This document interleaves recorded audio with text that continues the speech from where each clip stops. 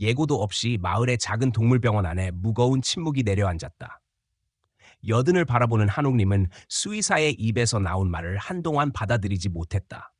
그녀가 세상에 단 하나뿐인 반려견 백화가 낳은 새끼 진돗개, 달님이가 선천성 심장병이라는 것이었다. 그것도 단순한 병이 아니었다. 병을 고치려면 정밀 진단과 수술, 장기간 치료까지 포함해 100만 원이 넘는 돈이 필요하다는 설명이 이어졌다. 하지만 한올림이 지갑에서 꺼낸 금액은 겨우 10만 원이었다.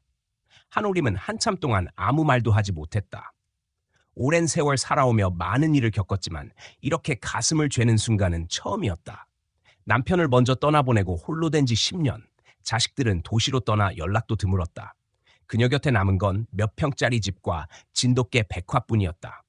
백화는 동네 이장이 유기견 보호소에서 데려다준 개였다. 처음엔 키우는 법도 몰라 서툴렀지만 어느새 백화는 가족이자 친구가 되었다. 백화가 새끼를 가진 건 몇 달 전이었다. 노견이라 걱정도 많았지만 출산은 조용히 지나갔다. 문제는 새끼였다. 한 마리뿐인 달님이는 태어나자마자 숨을 가쁘게 쉬었고 몸은 축 늘어졌다. 한올림은 밤낮으로 정성껏 돌봤다. 하지만 상태는 좀처럼 나아지지 않았다. 분명히 뭔가 이상했다. 일반적인 강아지처럼 활발히 움직이지도 못했고 먹이에도 관심이 없었다. 안고 있으면 손끝에 빠르게 뛰는 심장이 느껴졌고 때때로 몸이 심하게 떨렸다. 그렇게 한 달이 흘렀고 한올림은 더 이상 기다릴 수 없다고 판단했다. 어렵게 돈을 챙겨 들고 병원을 찾았다. 그러나 수의사는 단호했다. 검사비와 치료비를 모두 합치면 최소 100만 원 이상이 필요하다는 말은 한옥림의 마음을 그대로 내려앉게 했다. 10만 원은 진료비도 채 되지 않았다. 그녀는 주저하며 응급처치만이라도 해달라고 요청했다. 수의사는 안타까운 얼굴로 주사 한 대를 놔줬지만 그게 근본적인 해결이 아니라는 건 누구보다 한옥림이 잘 알고 있었다. 병원에서 돌아오는 길, 한옥림은 버스 창밖을 멍하니 바라봤다. 달님이는 품 안에서 미동 없이 숨만 쉬고 있었다. 백화는 이번만큼은 집에 남겨두고 올 수밖에 없었다. 병원에 가기 전 백화는 집 마당 구석에서 달님이를 물고 어딘가로 향하려 했었다. 처음 보는 행동이었다. 아무리 새끼가 아프다 해도 어미가 새끼를 물고 집을 나서려는 건 본 적이 없었다. 그 눈빛은 어딘가 초조했고 마치 마지막 인사를 하듯 깊었다. 그 순간부터 한옥림은 불안했다. 백화가 혹시 달님이를 포기하려는 게 아닐까 하는 생각이 머릿속을 떠나지 않았다.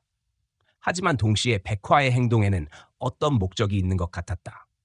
마치 어딘가 데려가야 할 이유가 있는 듯한 표정이었다. 사람의 말은 못해도 개는 진심을 눈빛으로 말한다는 말이 떠올랐다. 병원에서 돌아온 후 한옥림은 달님이를 방 안에 눕히고 백화의 반응을 지켜봤다. 백화는 곁에서 떠나지 않고 조용히 달님이를 바라보았다. 그러다 갑자기 다시 달님이를 입에 물더니 대문 쪽을 향했다. 한옥림은 깜짝 놀라서 막아섰다. 백화는 멈추지 않았다. 마치 자신이 해야 할 일을 방해하지 말라는 듯했다. 한옥림은 그날 밤 잠을 이루지 못했다. 백화가 계속해서 달님이를 데리고 가려 하는 이유가 무엇인지 알 수 없었지만 단순한 본능 같지는 않았다.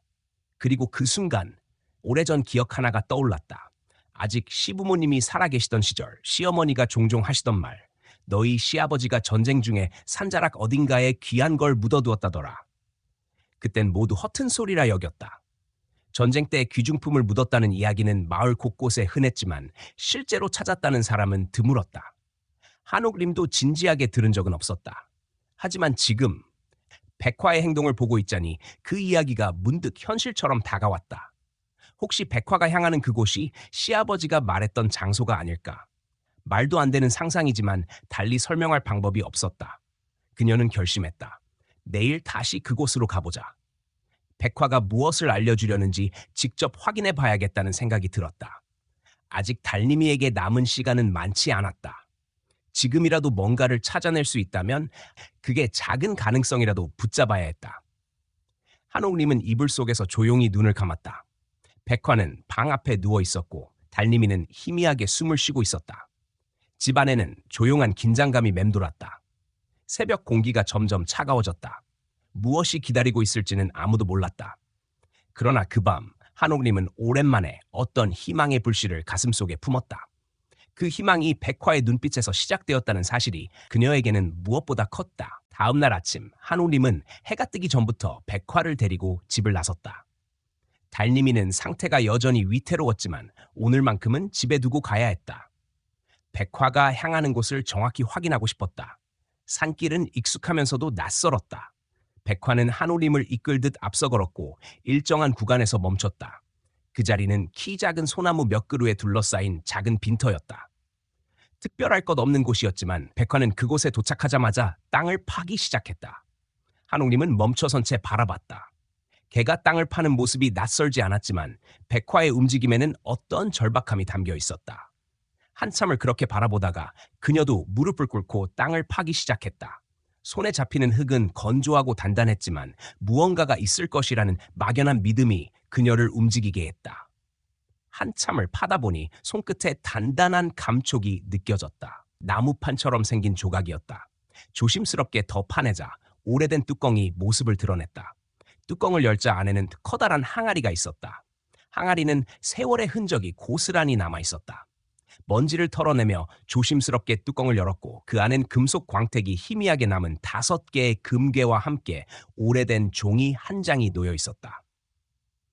한올림은 손이 떨리는 걸 억지로 참으며 종이를 펼쳤다. 글씨는 희미했지만 분명히 알아볼 수 있었다. 우리 자손이 배고플 때 꺼내어 쓰거라. 사람보다 땅이 길다. 그 글씨는 시아버지의 필체였다. 생전에 메모를 자주 남기던 분이었고 독특한 글씨체는 쉽게 잊을 수 없었다. 순간 눈앞이 흐려졌다. 정말로 시어머니가 했던 이야기가 사실이었다는 것을 이제야 받아들이게 된 것이다. 백화는 항아리 옆에 앉아 조용히 앙앙거렸고 마치 무언가를 말하고 있는 듯했다. 그 옆에서 그녀도 아무 말 없이 무릎을 꿇었다. 무언가 설명할 수 없는 감정이 가슴 깊은 곳에서 밀려왔다. 한옥림은 항아리 속 금괴를 조심스레 꺼냈다. 손바닥 위에 올려진 그것은 생각보다 무겁고 차가웠다. 한 입만 팔아도 달님이 치료비로 충분할 것 같았다. 하지만 동시에 마음 한켠이 무거워졌다. 이 금괴는 단지 돈이 아니라 누군가의 간절한 유산이자 지켜야 할 약속처럼 느껴졌기 때문이다. 그녀는 항아리를 다시 덮고 금괴 한 입만 챙겨 집으로 돌아왔다. 내려오는 길 백화는 조용히 한옥림을 따라왔다. 예전과 달리 꼬리도 흔들지 않았고 짖지도 않았다. 산길을 내려오는 그 짧은 시간 동안 한옥림은 자신이 백화에게 빚을 졌다는 생각을 떨칠 수 없었다. 백화는 분명히 무언가를 알았고 그걸 지키기 위해 행동해온 것이다. 집에 도착하자마자 달님이를 품에 안았다. 열은 여전히 남아있었고 숨소리도 거칠었다. 그러나 마음만은 조금은 놓인 상태였다. 한옥림은 다음 날 금은방에 갈 계획을 세웠다. 마을에서 가장 신뢰받는 금은방 주인을 떠올렸고 그가 정직하게 값을 매겨줄 거라 믿었다. 그날 밤 백화는 마당 한 구석에서 잠들었고 달님이는 방 안에서 조용히 숨을 쉬었다. 한올림은 불 꺼진 방 안에서 뚜껑 없는 항아리를 떠올렸다. 수십 년 전 전쟁의 혼란 속에서도 누군가는 미래를 생각하고 있었다. 그리고 지금 그 마음이 백화를 통해 전해진 것 같았다. 새벽녘 달님이는 미세하게 몸을 움직였다. 숨소리가 어제보다 조금 부드러워졌다. 약간의 응급처치와 백화의 애정, 그리고 무언가 보이지 않는 힘이 작용하고 있는 것 같았다. 한올림은 희망이라는 단어를 마음속에 다시 꺼내들었다. 그녀는 항아리를 다시 땅에 묻을 것을 결심했다. 그러나 그 전에 금괴 하나는 꼭 사용해야 했다. 달님이를 살리기 위해서였다. 시아버지의 쪽지에 적힌 문장처럼 지금이 바로 그 배고픈 때였다. 그것이 금을 꺼낼 수 있는 유일한 이유였다. 그리고 그것이야말로 가족이라는 이름으로 주어진 책임이었다. 이튿날 아침 한옥림은 백화에게 짧게 말을 건넸다. 백화는 조용히 고개를 끄덕였고 마치 모든 걸 이해한다는 듯한 분위기였다. 그녀는 금괴를 고이 보자기에 싸고 마을로 향했다. 버스를 타고 내려가는 길, 창밖으로 비치는 들판과 언덕을 바라보며 생각했다. 가족이란 때로는 혈연이 아니라 마음으로 이어지는 것이라는 걸. 지금 그녀 곁에 있는 존재들은 피 한 방울 섞이지 않았지만 누구보다 깊은 유대를 나누고 있었다. 그 믿음이 옳았다는 걸 증명해주기 위해서라도 달님이를 반드시 살려야 했다. 그리고 그것은 이제부터 시작일 뿐이었다. 집에 도착하자 달님이는 마루 위에서 몸을 떨고 있었다. 열은 더 올랐고 호흡은 거칠었다. 한옥림은 망설이지 않고 금괴를 고이 싸서 옛날에 알고 지내던 금은방으로 향했다. 버스를 타고 시내에 도착하자마자 금은방을 찾았고 주인에게 금괴를 보여주었다. 주인은 놀란 눈치였다. 오래된 금괴라며 상태가 괜찮으면 한 입에 50만 원 정도 받을 수 있을 거라고 말했다. 그녀는 한 입만 팔고 바로 집으로 돌아왔다. 그날 오후 달님이를 다시 안고 병원을 찾았다. 이번엔 치료비 걱정 없이 정밀 검사를 받을 수 있었다. 수의사는 예상보다 덜 심각하다는 소견을 전했다. 수술은 필요 없고 꾸준한 약물 치료만으로 회복이 가능하다는 말이었다. 한올림은 눈물이 났다. 백화와 함께 힘겹게 찾아낸 금괴 한 입이 생명을 살린 것이다. 달님이는 주사를 맞고 돌아오는 길에 눈빛이 한결 맑아졌다. 품 안에서 조용히 숨을 고르며 잠들었다. 다음날 아침 백화는 달님이를 살피며 꼬리도 흔들지 않았다. 오직 달님이의 호흡에만 집중하는 듯했다. 한옥림은 항아리를 다시 생각했다. 나머지 금괴들을 어떻게 해야 할지 고민이 깊어졌다. 치료는 시작되었지만 앞으로도 계속 비용이 들 것이 분명했다. 그러나 동시에 그 금괴는 단순한 돈이 아니었다. 시아버지의 글이 계속 머릿속을 맴돌았다. 우리 자손이 배고플 때 꺼내어 쓰거라. 며칠이 지나자 달님이는 조금씩 기운을 차렸다. 걷는 시간이 늘었고 먹이도 조금씩 받아 먹었다. 한옥림은 안도하면서도 여전히 조심스러웠다. 완전히 나은 것은 아니었다. 그날 저녁 집 마당에 앉아 달님이를 바라보는데 갑자기 대문이 열렸다. 아들 현수와 며느리 영숙이 예고도 없이 찾아온 것이었다. 그들은 1년에 한두 번 얼굴을 보러 오는 게 전부였는데 이번엔 너무도 갑작스러웠다. 현수는 어머니의 얼굴을 흘끗보며 어디 다녀오셨냐고 물었고 영숙은 마당을 두리번거리며 뭔가를 찾는 눈치였다. 한옥림은 아무렇지 않은 척 대답했지만 속은 타들어갔다. 혹시 항아리 이야기를 들은 건 아닐까? 그런 의심이 떠오르자 불안이 몰려왔다. 영숙은 대놓고 말했다. 마을에 이상한 소문이 돌고 있다고. 할아버지가 예전에 산자락에 금괴를 묻었다는 이야기, 그리고 요즘 어머니가 자주 산을 오르내린다는 얘기가 퍼졌다고 했다. 한옥림은 당황했지만 내색하지 않았다. 그런 헛소문 누가 퍼뜨렸냐며 웃어 넘겼다. 그러나 현수의 눈빛은 달라져 있었다. 날카롭고 집요했다. 혹시 정말 뭐 찾으신 거 아니냐는 물음이 이어졌다. 그녀는 고개를 저으며 부정했다. 그런 게 있었으면 벌써 찾았겠다고 대답했다. 바로 그때 달님이가 마당 한쪽에서 작게 울었다. 현수와 영숙이 시선을 돌리자 달님이의 초취한 모습이 눈에 들어왔다. 한옥림은 달님이를 안아들며 병원에 다녀왔다고 말했다. 심장병이라 치료비가 많이 든다고 하자 영숙이 냉정하게 말했다. 그런 돈이 어디 있느냐며 그냥 자연에 맡기라는 말까지 덧붙였다. 순간 화가 치밀었지만 그녀는 입을 다물었다. 대신 달님이를 더 꼭 안았다. 항아리나 금괴에 대해선 단호하게 부정하며 기대하지 말라고 경고했다. 그러나 현수와 영숙은 실망한 기색을 보였을 뿐 쉽게 포기할 태도는 아니었다. 영숙은 일어서며 산에 한번 가보겠다고 말했다. 한옥림은 말렸지만 그들은 이미 뒷산으로 향하고 있었다. 마음이 조마조마했지만 어쩔 수 없었다. 그녀는 집에서 조용히 그들의 귀환을 기다렸다. 1시간이 지나 돌아온 현수와 영숙은 빈손이었다. 아무것도 못 찾았는지 실망한 얼굴로 돌아와 허탈한 목소리로 말했다. 역시 헛소문이었다는 말에 한옥림은 속으로 안도의 숨을 내쉬었다. 그날 밤 그녀는 방 안에서 항아리를 다시 꺼내 조심스럽게 확인했다. 달님이는 마루 한쪽에서 조용히 잠들어 있었다. 백화는 문 앞에서 집을 지키듯 자리를 지켰다. 한옥림은 항아리 속 금괴를 바라보며 속삭였다. 지켜냈다고, 다행이라고, 그리고 결심했다. 남은 금괴는 손주 민준이를 위해 쓰기로. 시아버지의 말처럼 정말 배고픈 때를 위해 간직해두겠노라 다짐했다. 눈물은 없었지만 마음 깊은 곳에서부터 묵직한 감정이 밀려왔다. 며칠 후 달님이의 상태가 조금씩 나아지자 한옥림은 다시 예전처럼 마당에 앉아 백화와 시간을 보내곤 했다. 마음 한켠은 여전히 무거웠지만 최소한 당장은 안정을 찾은 듯했다. 그러나 평화는 오래가지 않았다. 어느 날 오후 대문이 갑자기 거칠게 열리며 현수와 영숙이 다시 나타났다. 이번에는 현수의 형 현철과 그의 아내 순이까지 함께였다.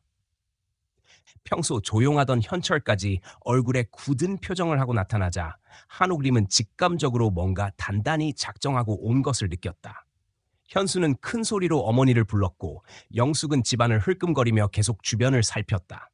순이 역시 마당을 이리저리 돌아다니며 수상쩍은 눈빛을 보였다. 한옥림은 불쾌한 기색을 감추지 않으며 왜 이렇게 시끄럽게 찾아왔는지 물었지만 그들은 대답하지 않았다. 대신 현철이 조용히 입을 열었다. 이제 그만 진실을 말하라며 할아버지의 금괴 이야기를 마을 사람들 모두 알고 있다는 것이었다. 한옥림은 속으로 가슴이 철렁 내려앉았다. 항아리를 숨긴 것도 그 사실을 부정한 것도 이제 소용없을 것 같았다. 그러나 표정 하나 바꾸지 않고 금괴 같은 건 본 적 없다고 단호하게 말했다. 그럼에도 불구하고 순이는 다그치듯 물었다. 개치료비는 어디서 났냐며 어머니 같은 형편에 어떻게 그런 돈을 마련했냐는 것이었다. 한옥림은 대답하지 못했다. 순간 말문이 막혔고 그 틈을 타 현수가 집 안으로 들어가려 했다. 백화가 그 앞을 막아섰다. 으르렁거리는 소리가 퍼졌고 달님이도 마당 한쪽에서 작게 울었다. 백화는 물지는 않았지만 현수가 들어가지 못하도록 앞을 지켰다. 한옥림이 다가가 달랬지만 백화는 물러서지 않았다. 그 모습은 가족을 지키려는 단단한 결심처럼 보였다. 현철은 그저 정당한 상속권을 주장하는 것뿐이라며 순이도 할아버지의 유산이라면 형제들이 나눠 가져야 한다고 말했다. 한옥림은 어이가 없었다. 평소 안부 한마디 묻지 않던 자식들이 이제 와서 유산 운운하는 것이 너무나도 가증스러웠다. 유산이라곤 낡은 집 한 채뿐이라며 말했지만 그들은 믿지 않는 눈치였다. 영숙은 다정한 척 다가오며 그냥 솔직하게 말하자고 했다. 그러나 백화는 더욱 거세게 짖으며 그녀 앞을 가로막았다. 순이는 기겁하며 뒤로 물러났고 이 개가 왜 이러는지 모르겠다며 불평을 내뱉었다. 바로 그때 달님이가 집 안으로 뛰어들어갔다. 현수가 그 뒤를 따라가려 하자 백화는 현수의 바지를 물고 늘어졌다. 순이는 깜짝 놀라 소리를 질렀고 현수는 몸을 빼내려 애썼지만 백화는 절대 놓지 않았다. 마치 무언가를 지키려는 마지막 벽처럼 버텼다. 잠시 후 달님이가 집 안에서 뭔가를 물고 나왔다. 그것은 시아버지의 손글씨가 적힌 쪽지였다. 달님이는 그것을 마치 증거처럼 한옥림 앞에 떨어뜨렸다. 현철이 그 쪽지를 보더니 관심을 보였다. 한옥림은 급히 주워들었지만 영숙이 먼저 손을 뻗어 쪽지를 빼앗았다. 그리고 크게 읽기 시작했다. 우리 자손이 배고플 때 꺼내어 쓰거라. 사람보다 땅이 길다. 그 말을 들은 가족들은 서로 눈빛을 주고받았다. 이제 더는 부정할 수 없었다. 금괴가 존재한다는 사실이 명확해진 것이다. 현수는 흥분해서 소리쳤고 순이는 어머니가 이제 숨기지 말고 어디에 있는지 말하라고 다그쳤다. 그 순간 백화가 더욱 격렬하게 시작했고 달님이도 엄마 옆에 와서 함께 짖었다. 위협은 더욱 커졌지만 동시에 누군가 지켜보고 있다는 느낌도 들었다. 마을 사람들이 하나둘씩 집 앞에 모이기 시작한 것이었다. 개들의 소리에 무슨 일인가 싶어 모여든 이들이었다. 마을 이장이 가장 먼저 도착해 무슨 일이냐고 물었고 한옥림은 안도의 숨을 내쉬었다. 이제 가족들이 함부로 행동할 수는 없을 것이다. 사람들이 하나둘 마당에 들어서자 상황은 완전히 달라졌다. 이웃들은 모두 궁금한 눈빛으로 가족들을 바라보았고 현수와 영숙, 현철과 순이는 당황한 기색을 감추지 못했다. 이장이 단호한 목소리로 도대체 무슨 일로 이렇게 소란을 피우는 거냐고 물었다. 현철은 어색하게 가족끼리 이야기 중이었다고 둘러댔지만 영숙은 참지 못하고 진실을 털어놓았다. 김분자 어머니가 금괴를 숨기고 계시며 그것을 가족들이 함께 나눠야 한다는 것이었다. 이웃들은 웅성거리기 시작했다. 모든 시선이 한옥림에게 향했고 그 분위기 속에서 그녀는 더 이상 숨길 수 없다는 것을 직감했다. 고개를 천천히 끄덕였다. 한옥림은 고개를 천천히 끄덕이며 뒷산에서 시아버지가 묻어둔 항아리를 찾았다고 말했다. 마을 사람들은 놀란 얼굴로 서로를 바라보았고 한참 조용하던 분위기 속에서 이장이 다시 물었다. 그렇다면 그 금괴를 어떻게 사용할 예정인지 말해달라는 것이었다. 모든 이목이 그녀에게 집중되자 한옥림은 담담하게 대답했다. 달님이 치료비로 이미 한 입을 사용했고 남은 금괴는 손주 민준이의 교육비로 따로 보관해 둘 예정이라고 밝혔다. 주변에 있던 마을 어르신들이 고개를 끄덕였다. 달님이가 아팠다는 사실은 이미 마을 사람들 대부분이 알고 있었고 한옥림이 그동안 얼마나 고생했는지도 알고 있었기 때문이었다. 하지만 순이는 불만스럽게 물었다. 그것이 전부냐고, 나머지 금괴는 어디 있냐고 따져 물었다. 한옥님은 잠시 머무지다가 다시 입을 열었다. 시아버지의 쪽지에 우리 자손이 배고플 때 꺼내 쓰라고 적혀 있었기 때문에 민준이가 대학을 가거나 결혼할 때를 위해 남겨두었다고 말했다. 현수는 당황한 얼굴로 어머니에게 따졌다. 이런 중요한 결정을 왜 가족들과 상의하지 않았냐는 것이었다. 한옥님은 묵묵히 바라볼 뿐이었다. 그러자 영숙이 앞으로 나서서 말하려 하자 백화가 다시 한번 그녀 앞을 막아서며 짖었다. 달님이도 엄마 옆에 바짝 붙어 작게 울었다. 순이는 얼굴을 찡그리며 짜증을 냈다. 이 개들이 왜 자꾸 사람을 막느냐는 것이었다. 이장이 웃으며 말했다. 개들은 사람의 마음을 제일 잘 안다고 하더라고요. 아마 누가 진짜 가족인지 알고 있는 것 같네요. 마을 사람들도 웃음을 터뜨렸다. 현수와 영숙, 현철과 순이는 얼굴이 붉게 달아올랐다. 현철은 억울한 듯 말했다. 우리가 진짜 가족이잖아요. 그러자 이장이 다시 진지한 얼굴로 물었다. 지금까지 어머니를 얼마나 자주 찾아뵀는지, 아플 때는 누가 곁을 지켰는지 말해보라고 했다. 말문이 막힌 건 그들이었다. 아무도 대답하지 못했고 마을 어르신 한 분이 나서서 말했다. 결국 걔가 가족 역할을 한 셈이지. 모두 고개를 끄덕였다. 김분자 어머니가 외로울 때 백화가 곁을 지켰고 달님이가 아플 때도 밤새 돌봤다는 이야기는 이미 마을에 퍼져 있었던 것이다. 그런데 돈 이야기가 나오자 갑자기 나타나서 가족 행세를 하는 모습은 누구의 눈에도 탐욕스럽게 보였다. 현수는 더 이상 버티지 못하고 소리쳤다. 우리가 뭘 잘못했냐고 따졌고 순이도 맞장구를 쳤다. 그 순간 달님이가 순이 앞까지 달려가 이를 드러내며 짖었다. 작은 몸이지만 누구보다 용감한 모습이었다. 순이는 깜짝 놀라며 뒷걸음질 쳤고 백화도 달님이 옆에서 으르렁거렸다. 이장은 고개를 끄덕이며 말했다. 개들이 저렇게 나오는 데는 다 이유가 있는 법이지요.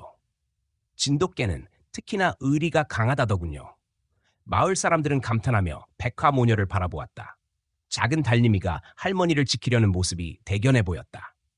한 노인은 결국 어머니를 진심으로 사랑하고 지킨 건 저 개들이라고 했다. 분위기는 이미 기울어 있었다. 현철은 마지못해 고개를 숙이며 사과했지만 진심이 느껴지지는 않았다. 이장은 단호한 어조로 말했다. 이제는 그만 가시지요. 어머니가 편히 지내시도록. 마을 사람들도 고개를 끄덕였다. 결국 현수와 영숙, 현철과 순이는 아무것도 얻지 못한 채 집을 떠나야 했다. 남겨진 건 당황한 표정과 깊은 불쾌감뿐이었다. 대문을 나서며 순이는 여전히 투덜거렸지만 아무도 그 말을 귀담아 듣지 않았다. 이웃 어르신 한 분이 마지막으로 말했다. 다시는 어머니 괴롭히지 마세요. 사람들이 모두 돌아간 후 한옥림은 백화와 달님이를 바라보며 조용히 앉았다. 그날 마당은 이상하리만큼 조용했다. 백화는 어김없이 옆자리를 지켰고 달님이는 마치 모든 것을 이해한 듯 조용히 숨을 고르고 있었다. 그날 밤 한옥림은 항아리를 다시 꺼내들었다. 남은 금괴들을 바라보며 시아버지의 글귀를 되뇌었다. 사람보다 땅이 길다. 그 의미가 점점 더 깊게 와닿았다. 그녀는 마음속으로 다시 한번 다짐했다. 정말 필요한 순간 손주를 위해 이 금괴를 쓰리라고. 그리고 지금 자신을 지켜준 백화와 달님이 그 존재 자체가 가장 소중한 가족이라는 사실을 절대 잊지 않겠노라고. 그날 밤 그녀는 오랜만에 깊고 조용한 잠에 들 수 있었다. 그날 이후 며칠 동안은 평온했다. 백화와 달님이는 다시 일상으로 돌아갔고 한옥림도 마음을 가라앉히며 집안일에 집중했다. 그러나 그런 고요함도 오래가지 않았다. 마을 어귀에서부터 소문이 다시 피어오르기 시작했다. 김분자 어머니 집에서 금괴를 발견했다더라. 치료비는 그걸로 냈다더라. 손주 교육비까지 마련했다더라. 누구는 봤다고 하고 누구는 들었다고 했다. 소문은 점점 더 구체적으로 변해갔고 마을 곳곳에서 사람들의 수군거림이 들려왔다. 달님이를 병원에 데려갔던 일이 화근이었다. 평소 어렵게 살던 사람이 갑자기 큰 돈을 썼다는 사실이 의심의 씨앗이 되었고 작은 진실이 과장되어 퍼져나가기 시작했다. 낮에는 조용했지만 밤이면 누군가 담장 너머를 살피는 인기척이 느껴졌다. 한옥림은 아무렇지 않은 척했지만 점점 불안이 쌓여갔다. 혹시 또다시 누군가 항아리를 노리고 오는 건 아닐까? 그녀는 금괴를 다시 더 깊은 곳에 묻었고 그 위에 평범한 돌무더기를 쌓아두었다. 그러던 어느 날 오후 한옥님은 마당에서 달님이와 시간을 보내고 있었다. 치료를 받은 이후 달님이는 눈에 띄게 활발해졌다. 작은 공을 따라다니며 뛰는 모습에 가슴이 벅찼다. 그러나 그 기쁨은 오래가지 않았다. 대문이 갑자기 거칠게 열리며 익숙한 얼굴들이 들어섰다. 현수와 영숙, 그리고 이번엔 현철과 순이까지 다시 나타난 것이다. 그들의 표정은 처음 왔을 때보다 훨씬 더 단호했고 행동에는 망설임이 없었다. 현수는 큰 소리로 어머니를 불렀고 백화는 달님이 앞에 나서며 경계하는 모습을 보였다. 한올림은 차분히 응대했지만 현철이 앞으로 나서며 말했다. 이제 그만 진실을 밝히라는 것이었다. 영숙이 말을 보탰다. 마을에서 이미 다 알고 있고 어머니가 금괴를 숨기고 있다는 것도 다 퍼졌다고 했다. 한옥림은 아무 말도 하지 않았다. 대신 항아리 이야기는 사실이라며. 하지만 이미 치료비로 사용했고 나머지는 손주 교육비로 따로 모아두었다고만 말했다. 순이는 믿을 수 없다는 듯 어처구니 없는 얼굴로 되물었다. 교육비라니 그런 건 가족끼리 상의해서 결정해야 하지 않느냐며 따졌다. 한옥림은 조용히 백화를 바라보았다. 백화는 한 발짝도 물러서지 않았다. 그 순간 달님이가 집 안으로 뛰어들었다. 현수가 그 뒤를 따라가려 하자 백화는 현수 앞을 막아섰다. 으르렁거리는 소리가 다시 마당에 울려 퍼졌고 순이가 놀라며 소리쳤다. 달님이는 잠시 후 입에 무언가를 물고 나왔다. 바로 시아버지의 손글씨가 담긴 쪽지였다. 달님이는 그것을 한옥림 앞에 떨어뜨렸고 그녀는 순간적으로 쪽지를 집어들었다. 그러나 순발력 빠른 영숙이 먼저 손을 뻗어 쪽지를 빼앗았다. 소리를 내어 읽기 시작했다. 우리 자손이 배고플 때 꺼내어 쓰거라. 사람보다 땅이 길다. 쪽지를 들은 모두의 표정이 묘하게 바뀌었다. 현수는 흥분하며 소리쳤고 순이도 거들며 어머니가 이제 숨기지 말고 다 꺼내 놓아야 한다고 주장했다. 그 순간 마당 너머에서 사람들의 발걸음 소리가 들려왔다. 마을 사람들이 하나둘씩 들어오고 있었다. 백화와 달님이의 짖는 소리를 듣고 무슨 일인가 싶어 찾아온 이들이었다. 이장도 함께 들어섰다. 상황은 갑작스럽게 공개된 자리가 되어버렸고 현수와 현철, 영숙과 순이는 당황한 얼굴을 감추지 못했다. 이장이 단호한 목소리로 물었다. 도대체 무슨 일로 이렇게 마당이 소란스러운 거냐는 것이었다. 현철은 애매하게 웃으며 가족끼리 이야기 중이었다고 둘러댔지만 영숙은 더 이상 참지 못하고 진실을 말했다. 어머니가 금괴를 숨기고 있고 그걸 가족들과 나눠야 한다고 했다. 마을 사람들의 눈빛이 달라졌다. 모두 관심을 보였고 이장이 조용히 한옥림을 바라보며 물었다. 정말 금괴를 찾으셨느냐고. 한옥림은 고개를 끄덕였다. 그렇다고 금괴는 시아버지가 남겨준 것이 맞다고 했다. 그러자 이장이 다시 물었다. 그 금괴는 지금 어디에 있고 어떻게 사용할 계획인지 말해달라고 했다. 한옥림은 주저하지 않고 대답했다. 이미 일부는 달님이 치료비로 사용했고 나머지는 손주 교육비로 모아두었다고 했다. 이장은 고개를 끄덕였고 마을 사람들도 모두 납득하는 분위기였다. 하지만 순이는 불만스럽게 소리쳤다.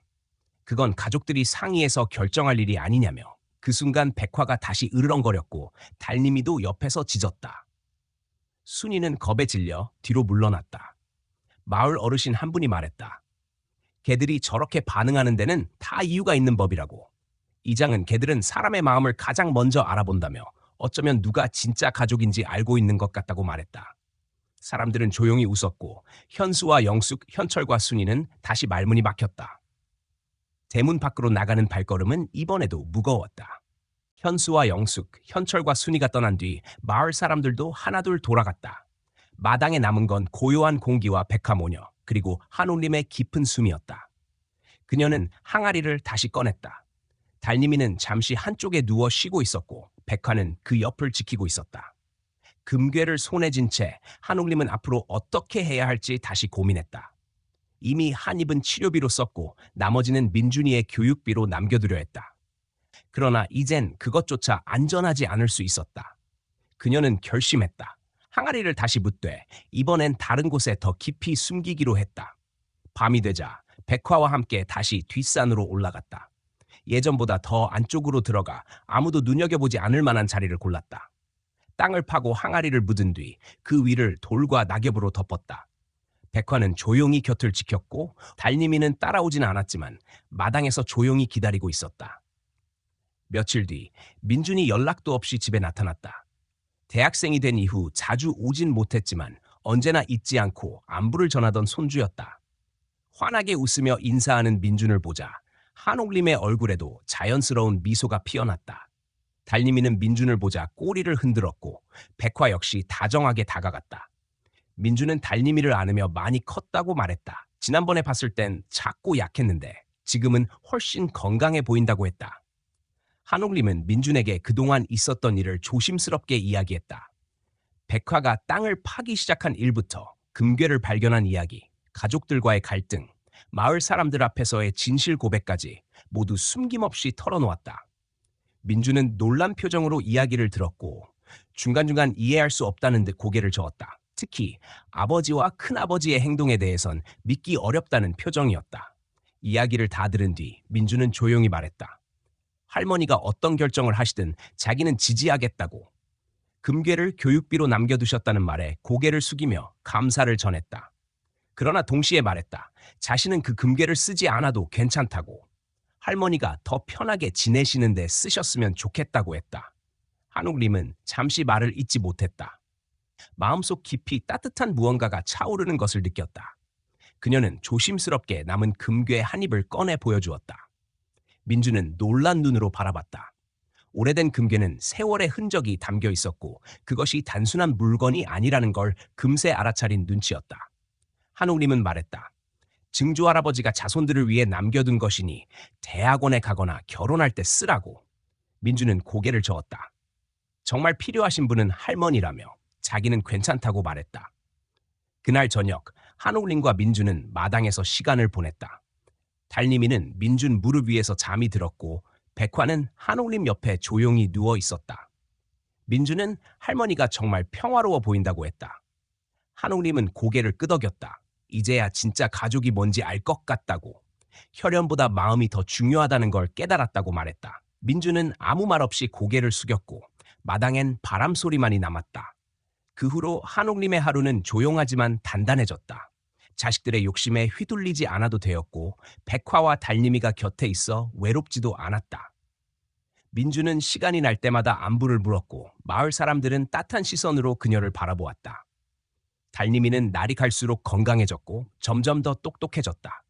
백화를 닮아 의리가 강했고 한옥림을 지키려는 태도도 분명했다. 어느 날 한옥림은 백화와 달님이를 데리고 뒷산으로 올랐다. 금괴를 묻었던 자리에 작은 비석을 세우기 위해서였다. 시아버지의 글귀를 본떠 새긴 문장, 그리고 자신이 덧붙인 짧은 말. 사람보다 땅이 길고 사랑은 개가 지킨다. 비석 앞에서 한옥림은 고개를 숙였다.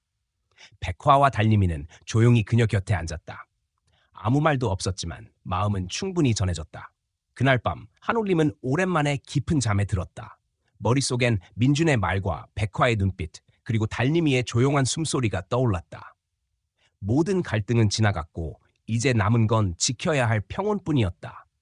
한옥림은 자신이 얼마나 큰 사랑을 받은 사람인지, 그리고 얼마나 큰 사랑을 주는 삶을 살고 있는지를 다시 한번 느꼈다. 몇 주가 지나고 계절은 완연한 가을로 접어들었다. 한옥림은 날이 좋을 때마다 백화와 달님이를 데리고 뒷산에 올랐다. 작은 비석 앞에 앉아 조용히 눈을 감고 시아버지에게 마음을 전하곤 했다. 민주는 주말마다 들러 안부를 묻고 마을 사람들은 예전보다 더 자주 집을 찾아와 안부를 챙겼다. 백화는 나이가 들어 조금 느려졌지만 여전히 든든했고 달님이는 건강하고 활발하게 마당을 누볐다. 달님이가 회복된 지 한 달쯤 되었을 때 동네 수의사에게 정기 검진을 받으러 갔다. 수의사는 진심으로 놀랐다. 심장이 안정적으로 뛰고 있고 체중도 정상 범위에 들었으며 전반적인 컨디션이 아주 좋다고 했다. 그는 말했다. 정말 기적 같은 회복이라고, 이렇게 빠르게 좋아질 줄은 몰랐다고. 한옥림은 감사하다는 말을 몇 번이고 반복했다. 병원 문을 나서며 백화와 달님이를 바라본 그녀의 눈에는 감격이 스며 있었다. 그날 저녁 마당에 앉아 백화와 달님이의 모습을 지켜보던 한옥림은 조용히 중얼거렸다. 너희가 나를 지켜줬구나. 그 말에 백화는 조용히 고개를 들었고 달님이는 공을 물고 와 그녀 앞에 내려놓았다. 민주는 그 모습을 핸드폰으로 찍으며 미소 지었다. 사진 속 세 존재의 조화로운 모습은 마치 한 가족의 초상화 같았다. 누구도 혈연으로 묶여있지 않았지만 어떤 가족보다 단단한 유대를 나누고 있었다. 며칠 뒤 한옥님은 마을 석공에게 부탁해 작은 비석 하나를 더 만들었다. 그 비석은 항아리를 묻은 자리에 세워졌다. 이번에는 시아버지의 글귀 아래에 그녀가 직접 쓴 문장을 더했다. 사람보다 땅이 길고 사랑은 개가 지킨다. 비석을 세운 날 민주는 학교 수업으로 함께하지 못했지만 백화와 달님이는 조용히 그녀 곁을 지켰다. 한옥님은 그 자리에서 시아버지에게 속삭이듯 말했다. 정말 필요한 때에 도와주셔서 감사합니다. 백화는 한옥님의 발밑에 조용히 앉았고 달님이는 비석 근처를 맴돌다 자리를 잡았다. 그녀는 마음이 한결 가벼워졌다고 느꼈다. 욕심도 불안도 미련도 모두 내려놓을 수 있었다. 집으로 돌아오는 길, 그녀는 뒤도 돌아보지 않았다. 그 자리는 이제 지켜야 할 장소가 아니라 감사의 마음을 담아두는 장소가 되었기 때문이었다. 몇 주 후 민준이 방학을 맞아 다시 집을 찾았다. 달님이는 민준을 보자 가장 먼저 달려와 꼬리를 흔들었고 백화도 뒤따라 반갑게 인사했다. 민준은 할머니가 건강해 보여서 다행이라고 했고 그녀는 민준의 따뜻한 마음에 다시 한번 안심했다. 저녁을 먹고 난 뒤 두 사람은 마당에 앉아 오래도록 이야기를 나눴다. 민준은 대학원 진학을 준비하고 있었고 한옥님은 남은 금괴를 꺼내 보이며 말했다. 필요할 때 쓰거라. 이건 너에게 남겨둔 거란다. 민준은 고개를 저었다. 할머니가 쓰셔야 해요. 저는 괜찮아요. 그녀는 아무 말 없이 금괴를 다시 감쌌다. 어떤 말보다 그 태도가 더 깊이 와닿았다. 밤하늘을 올려다보며 그녀는 조용히 되뇌었다. 사람은 돈 앞에서 변할 수 있지만 사랑 앞에선 진실해져야 한다고. 그날 밤 그녀는 마당에서 백화와 달님이를 바라보며 혼잣말을 했다. 우리 평생 함께 살자. 두 마리는 꼬리를 흔들었다. 그것만으로 충분했다. 백화는 천천히 한옥님 옆에 자리를 잡았고 달님이는 민준의 무릎에서 조용히 잠들었다. 그날 밤 바람은 고요했고 마음은 단단했다. 어느 가을 오후 석양이 산 너머로 물들 무렵 한옥님은 뒷산 비석 앞에 다시 앉았다. 백화와 달님이는 그녀 곁에 나란히 있었다. 그녀는 조용히 말했다. 시아버지 말씀, 이제야 알겠습니다. 정말로 사람보다 땅이 길고 사랑은 이 아이들이 지켜주었습니다. 눈물은 흐르지 않았지만 목소리에는 깊은 울림이 담겨 있었다. 그녀는 그 자리에서 다시 한번 다짐했다. 남은 생은 욕심 없이 두 마리의 아이들과 함께 감사하며 살겠다고. 무엇보다 진짜 가족이란 피가 아니라 마음으로 맺어지는 존재라는 것을 이제는 누구보다도 확신할 수 있었다. 삶은 늘 예기치 않은 방향으로 흐르지만 진심은 반드시 누군가에게 닿는다는 것을 그녀는 백화와 달님이를 통해 배웠다. 오늘 이야기에 귀 기울여 주신 여러분께 진심으로 감사드립니다. 이 긴 여정을 함께해 주신 덕분에 한 사람의 삶과 한 마리 진돗개의 작은 기적이 더욱 의미 있게 전해질 수 있었습니다. 오늘의 이야기는 단순한 가족의 갈등이나 유산을 둘러싼 다툼이 아니라 진정한 가족이란 무엇인가에 대한 질문을 우리에게 던지고 있습니다. 피보다 마음이 더 가까울 수 있고 말보다 행동이 더 깊이 마음을 울릴 수 있다는 것을 다시금 깨닫게 됩니다. 때로는 가장 연약한 존재가 우리에게 가장 강한 용기를 주고 침묵 속에서도 진심이 전해질 수 있다는 소중한 가치를 배웠습니다. 이런 따뜻한 이야기들이 더 많은 분들에게 전해지길 바랍니다. 여러분의 공감과 참여가 저희에겐 큰 힘이 됩니다. 이야기의 여운이 남으셨다면 아래에 있는 좋아요를 눌러주시고 느낀 점이나 떠오른 생각을 댓글로 남겨주세요. 그리고 저희 채널을 구독하시면 앞으로도 이런 이야기를 계속 함께 하실 수 있습니다. 다시 한번 진심으로 감사드리며 늘 마음에 따뜻한 빛이 머무르시길 바랍니다.